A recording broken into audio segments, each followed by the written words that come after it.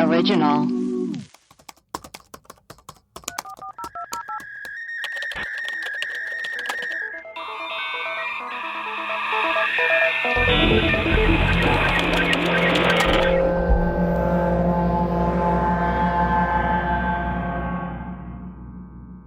Hello and welcome to Web Crawlers. This is our mini mailbag episodes where we read your emails and play your voicemails. I am Allie Siegel.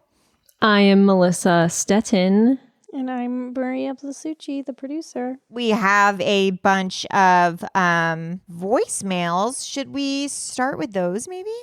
Yeah, why not? Okay. Oh, why not? Okay, here's the first one. Hi, this message is for the web crawlers, more specifically for Jeb. Jeb, I just wanted to let you know that I am so proud of you for getting your Red Wings. And I'm also really proud of the pod for introducing people to a world of sensual delight that they might otherwise have not been aware of. Anyway, I love you guys. You and Hollywood Crime Scene are my two favorite podcasts. Ooh. I love you guys. Aww. I want to be your friends in real life. And I just realized I said I love you guys twice. Probably sounds really creepy, and now I'm embarrassed. Gotta go, bye. That's lovely. Thank you. That's nice. Okay, here is another one. Hey, this is Chrissy. I'm going for the web crawler.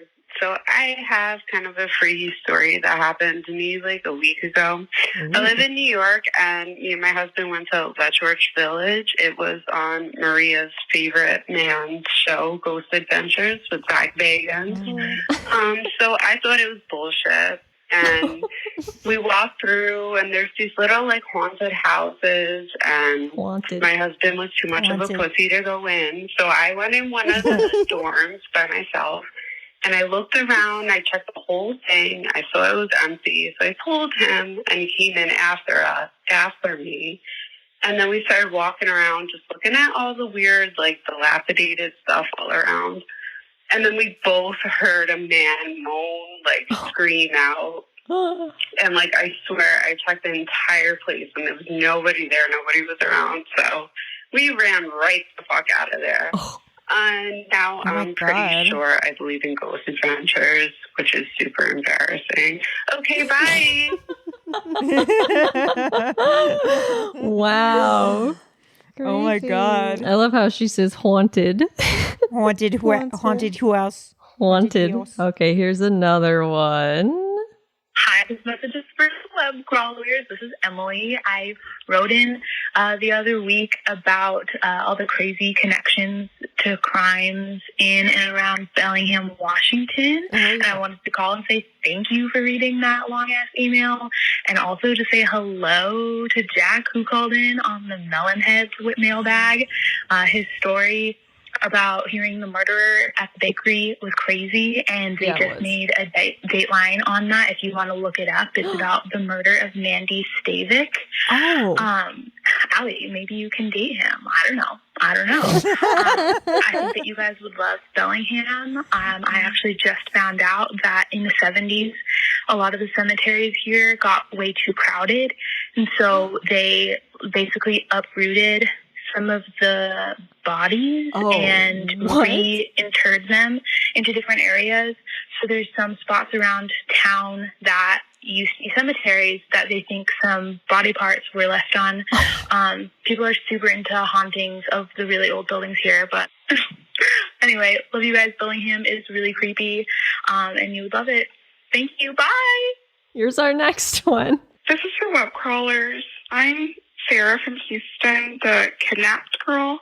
But what I really wanted to call about was this thing that happened when I was like 17 or 18. I used to work at the YMCA in the children's area, and I heard all kinds of children's names.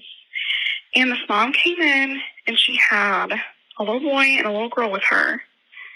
And I was writing their name tags, and she said their names were Dawson and Felicity. And I probably shouldn't have said this, but I was, dingy. And I was like, oh, that's cute, like after like the 90s TV shows. And she looked at me like she hated me, and she was like, ugh, we don't watch TV. I've never seen TV. Like, so rude. And I was like, oh, sorry. And also I was, like, shocked. Like, one, were you a liar? Or could that have been a glitch in the Matrix where, like, of all the names you could have picked, you picked Jocelyn and Felicity, but you have never seen TV before. Okay, that's all. Thank you. That's amazing. In the Discord, you read her crazy kidnapping story. No, I didn't see it. What was it? It was in Discord, right? It wasn't like an email. Yeah. No. It was in the Discord. She was saying how she was kidnapped as a kid. And it's just the we should, if you could write in, Sarah, and like do, or like even call in on one of the live shows. Like that would be so interesting to hear. She wants to share that. It was a crazy story. You got to get in that Discord, guys. There's some crazy shit going on in there. Some good stories. Felicity and Dawson. That's hilarious. That's really funny. No, we don't watch TV. Yeah, Buffy, Felicity, Dawson. That's so crazy. Here's another voicemail. Hey, web crawlers. This is Amanda, Hangry Amanda, as it were. But I guess we can just call me Amanda now. It's getting kind of old. But you were talking the other day about possible like serial killers and run-ins, and my niece had one in 2016. When she was 16, I actually wrote it all down in a notepad because my sister, it was a crazy time. She wanted to remember it all. So my niece had come home from high school, and she was taking the dogs out to go to the bathroom. And first of all, they live like on a very remote like rural road, dirt road with like 5 houses on it, Wikiwachi, if you know, like in Florida, that's where the mermaids live. And she saw a guy standing across the street staring at her, and she got creeped out because, there's nothing around. So she went inside, she called my sister and my brother-in-law, who were at the grocery store, like 15, 20 minutes away, and said that there was a guy staring at her. And they said, just don't worry about it, he'll probably go away. So they hung up, and she calls back like 5 minutes later and says he's walking around the house staring in all the windows. And they didn't have curtains up yet. They'd like freshly moved, so you could see everything. And so her dad tells her to, lock the doors, lock all the windows, lock all the doors. Oh my God. And so she did that. And then he went to the front gate and took a rag out of his pocket and started to open the door. No.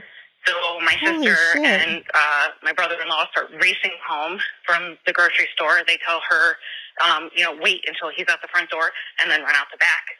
So she did that, and he ended up chasing her down the road with a really large hunting knife. He was so close, you could hear him breathing. No. She could see a red scar on his face, and my sister and my brother-in-law were on the phone with her the entire time. And obviously it was terrifying. She was screaming and everything. She made it to a neighbor's house, and he turned off and ran into the woods and disappeared, and they never found him. The police came and never caught him, never found him, not another word. But true story. All right, bye. What? That's insane. No. Okay, here's another one. Hi, web crawlers.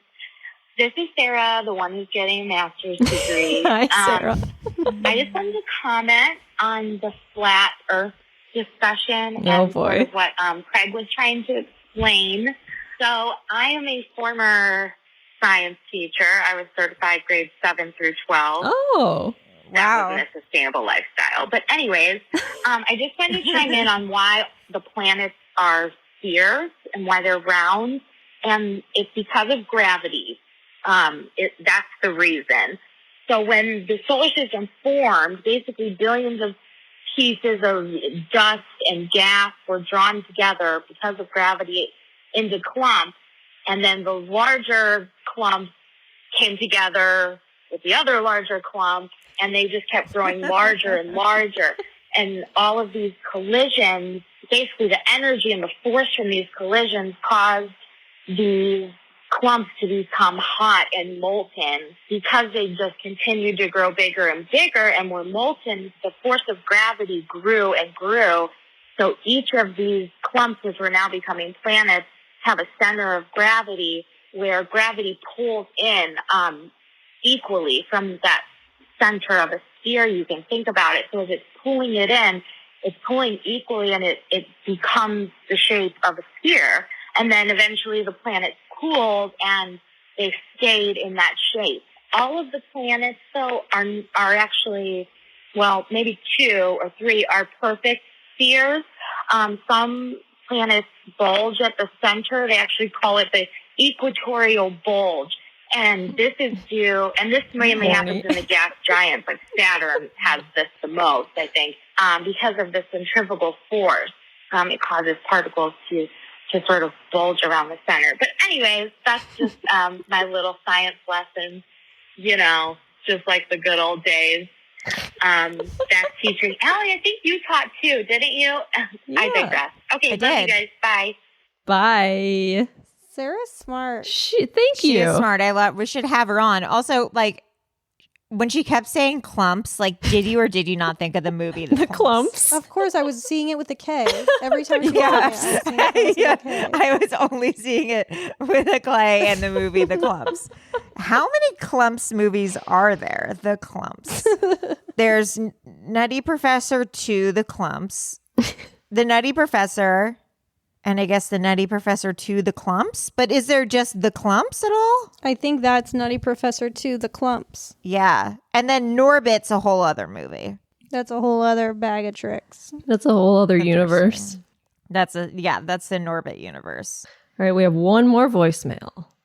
Hi, Web Crawlers. It's Rosie. I'm listening to your Patreon exclusive episode about Avril Lavigne, and I just wanted to say that the people that are asking you to do an episode about Lyme disease are actually asking you to do an episode about chronic Lyme disease. So there's a difference. So, like, I'm not the authority on this. I have a friend who knows everything there is to know about this. There are 2 different things. There's Lyme disease and there's chronic Lyme disease. And Lyme disease is obviously real. Like, Lyme disease is like when you get bit by a tick. I don't know if there's other ways of getting it, but I know that you can get it by being bit by a tick. But then the one that all the celebrities have is this thing called chronic Lyme disease, which is like basically most people think that it's like a made-up illness.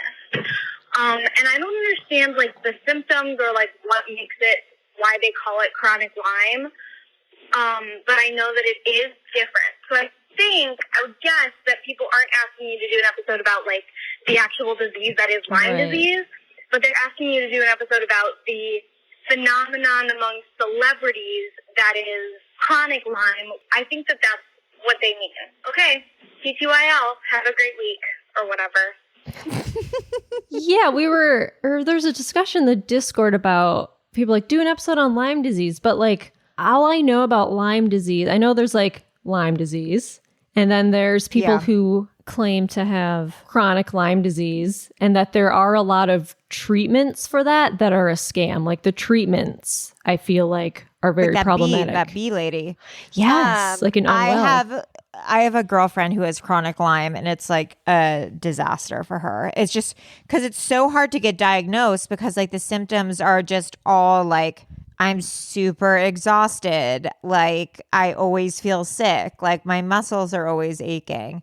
And a lot of that you go to the doctor and they're just like, drink more water and work out.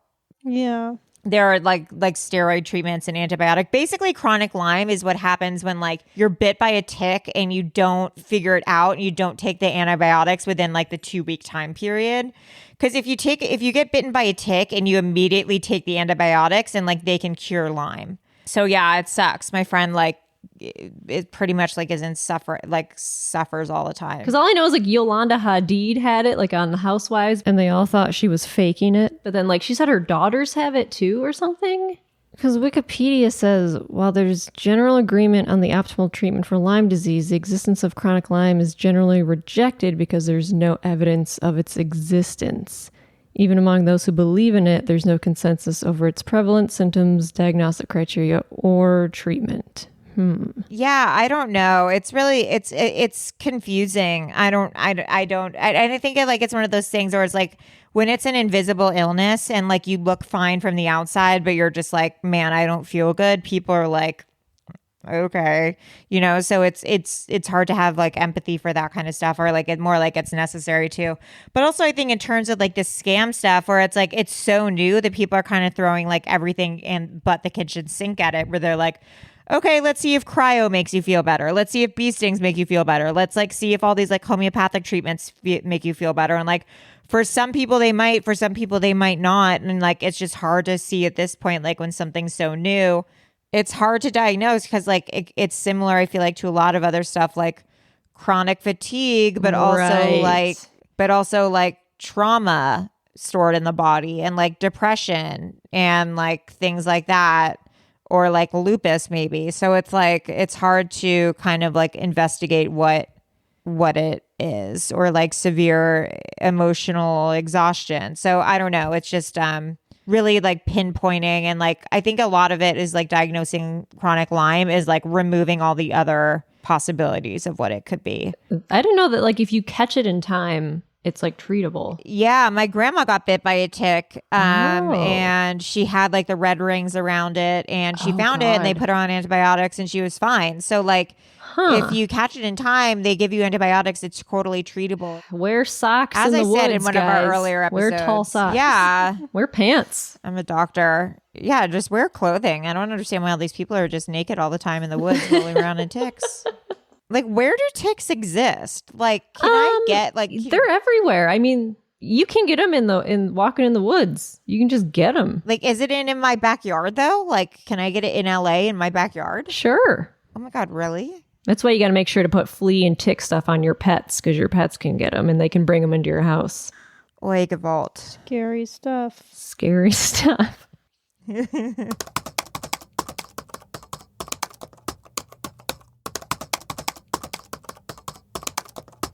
You want to get an email or two out there? Read an email. You guys are writing like the longest emails, which I love, but also it's like, oh my God, what is this? Give us a paragraph or two. This is from Jerry. It says, finally, I have something relevant to write in on. I just finished listening to the newest Mailbag episode called White Oleander.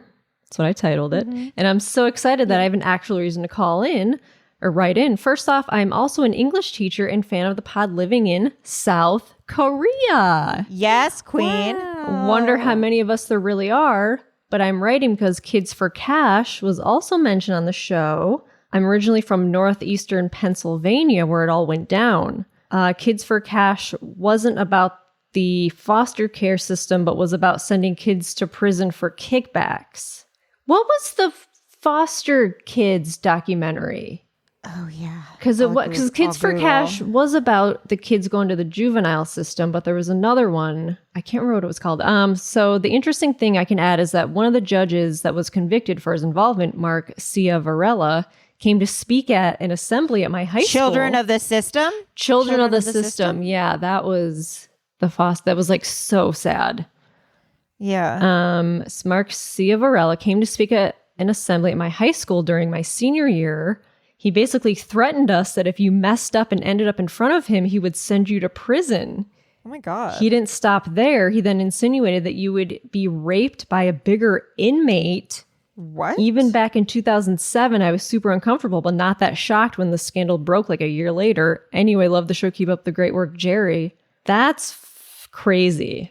What a lunatic. That documentary is so sad. 1877 cars for kids. Cars for kids for cash. 1877 cars for kids. This one's from Aaliyah. It says, Bethel Colt. I met a member. Wow. Hey, web crawlers. I'm at work right now listening to your podcast, so I figured I would email you my story with a Bethel Colt member. 2 years ago, I was on a flight from Australia heading back to San Francisco. Just a preference, I had really bad allergies before getting on the flight, so I was congested and sneezing, but the girl sitting next to me was an 18-year-old girl who was telling me she was heading to college in Redding, California. Oh boy. I thought it was weird because growing up in Northern California, I'd never heard of Redding having a college. She then told me it's a Bible college and how they found her online through a Christian Facebook group over a year ago and had told her they would pay for everything for her to come to their college. This girl literally left her entire family and life for this church. She told me she wouldn't be able to go back home until she graduates and that her family was upset, but it's God's way. Oh, God. After talking to her, she started asking me some personal questions. I was like, oh shit, she's trying to convert me. It quickly turned from a friendly conversation to almost a dark feeling coming over me, or a vibe I got from her that wasn't as welcoming as before.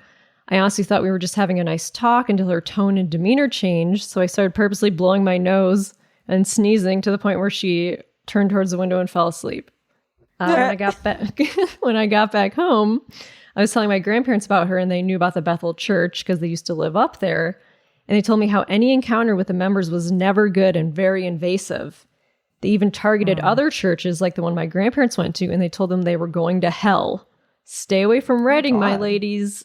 Aaliyah. Wow. Yeah, that sounds a lot like what we Christ. read about, how they try to like convert other people. Yeah. We're 187 in Canada on Apple Podcasts. Okay. That ain't bad. And we're 55 in Estonia on Spotify. Ooh, That's great. Estonia. 1877 Cars for kids. This is from Amy. Subject is cryptids and radioactive glass. Oh my. Boing honk honk. What's up, bimbos? 2 things. Well, actually 3, because 1, I love you guys so much.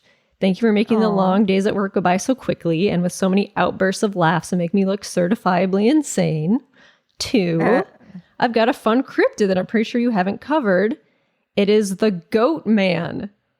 Obviously half human, half goat, this terrifying Sick. 7-foot-tall humanoid is said to roam the backwoods of Beltsville, Maryland with a motherfucking axe at Cars.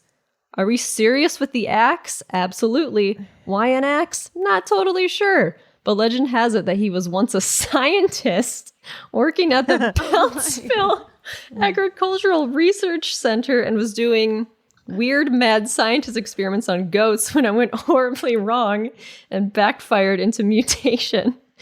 He supposedly kills teens, eats dogs, fucks up your car, screams like a goat, all that fun stuff. I grew up hearing all sorts of tales of the Goatman, and it had me really spooked driving the windy roads late at night. Good times. And then 3, a little random, but I just listened to your Radium Girls episode, and it reminded me of uranium glass. If you don't know, uranium glass was popular in the late 1800s to 1920s, and is glass infused with radioactive uranium to give it a beautiful green glow. And fun fact, they naturally glow super bright under a black light. I recently got engaged, and my best friend, shout out to Sydney, who introduced me to your podcast last year, Sydney bought us a set of uranium teacups and saucers as an engagement gift. We share a love for the occult and collecting all things weird. So obviously I'm obsessed with what most people would think is a crazy gift. While they say that most uranium glass has only trace amounts of uranium and registers just above the normal background radiation amount, I don't plan on sipping cocktails out of these things anytime soon, and will probably display them in a case of some sort. The woman that Sydney bought them from was apparently dying of cancer, but she chuckled and told her, "Don't worry, the cancer isn't from the dishware." Needless to say, my fiance is kind of tripping. Well, that's all I've got. Yeah. You've got tons of fans in Baltimore and Annapolis, areas of Maryland, within my friend group especially. Love you gals so much. Sincerely, a horny witch, Amy.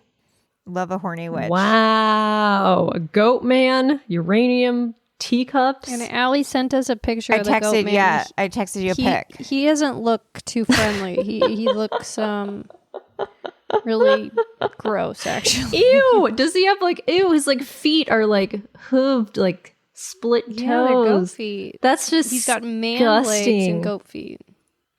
Ew, he has like a man upper body. Mm-hmm. No, that is disgusting. Yeah, it's not really great. Gross. It's not great. So, guys, so this Friday, we're doing our live show, but we're only going to be doing them once a month from now on. It's going to be the first Friday of every month. So this Friday will be the first in our series of first Fridays. Yeah, First Fridays Fridays. with web crawlers. Yeah. And I think 5 p.m. Pacific time again because 8 p.m. it was crazy. It was chaotic. It was insane. It was everyone's Zooms weren't working. It was nuts. Yeah, it was just It was past everyone's bedtime. It was crazy. So if you've been meaning to see one live, know that this is going to be your last chance until October comes around. And who knows if October's even going to come around. Yeah. That's such a good point. Anyways. That's our mailbag episode for today. There it is. I am Allie Siegel. I am Melissa Stettin. And I producer Maria. I producer. I'm the Goatman. And I producer Maria. The Goatman. The Goatman. Producer Maria. Goatman. Producer Goatman Maria. Okie dokie. Bye. Okay, bye.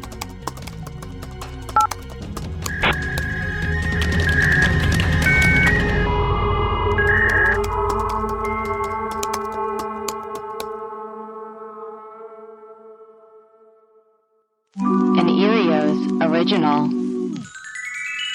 Powered by Acast.